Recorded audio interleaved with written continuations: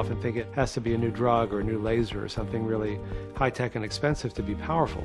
And they have a hard time believing that these simple choices that we make in our lives each day make such a powerful difference.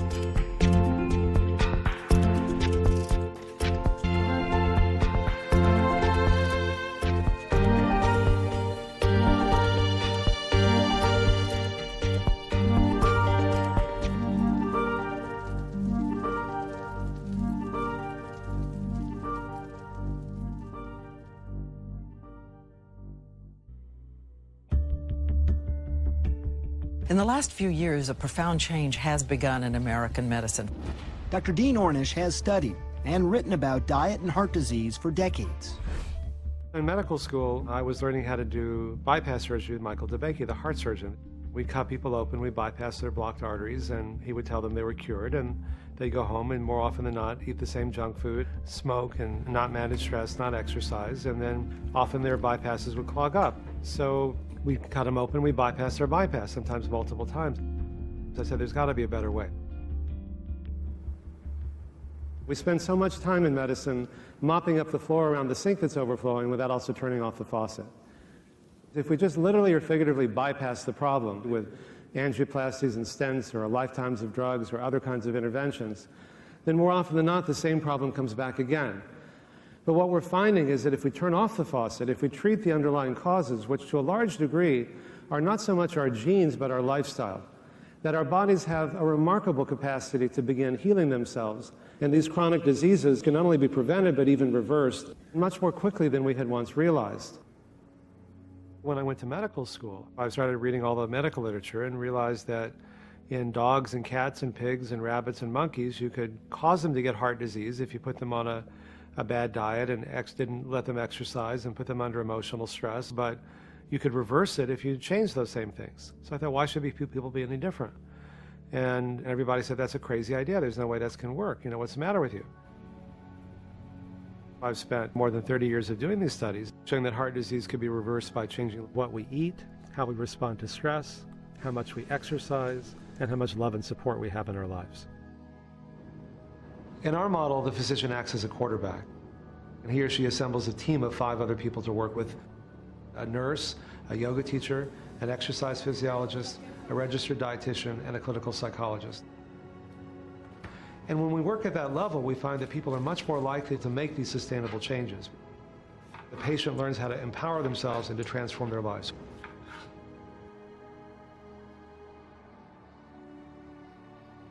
"25 years ago, I had 5 restaurants in San Francisco.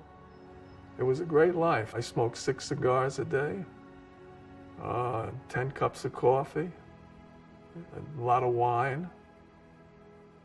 It was wonderful. And I had a massive heart attack.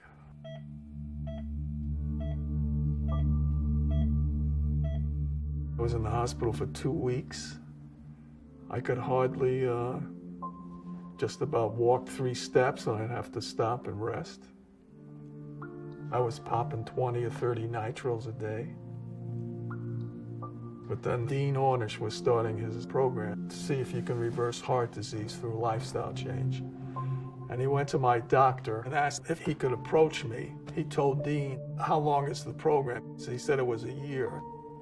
And my doctor told him he wouldn't recommend taking me because he didn't think I would live the year. So he figured I was going to die because I was in such bad shape. And now, 25 years later, and I'm in pretty good shape.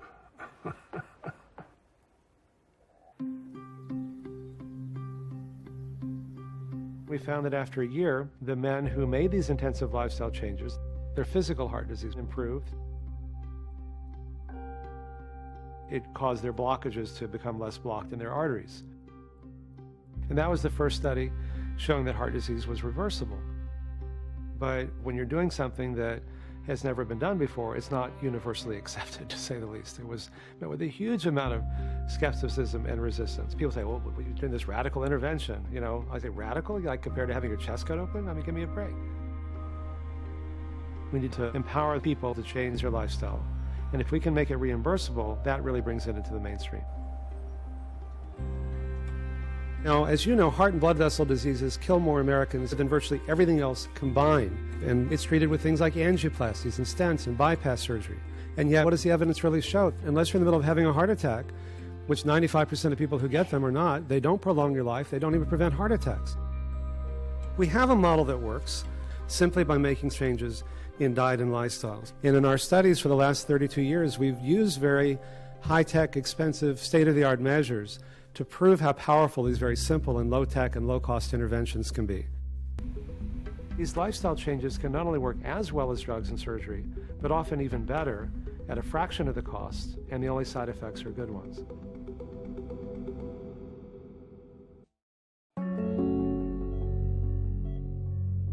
The limitations of high-tech medicine have never been clearer.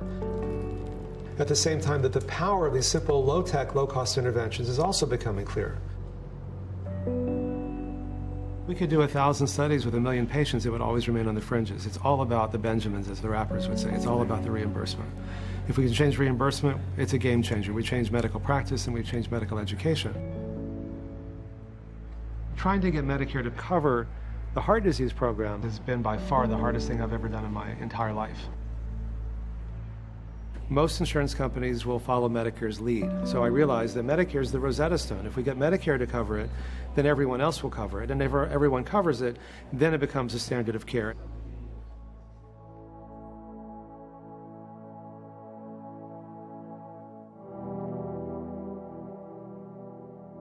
Well, I wanted to bring you up to date on our progress. We've been making a lot.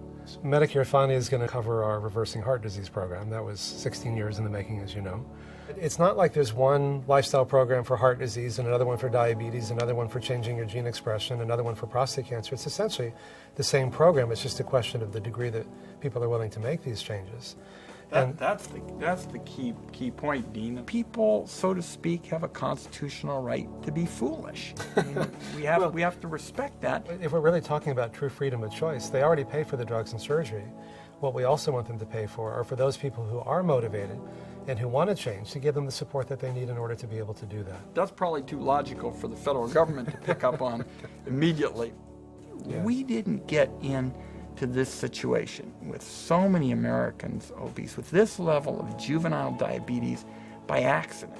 We got into it because there were a whole host of policies that led us down this path to sick care rather than the focus on prevention and wellness.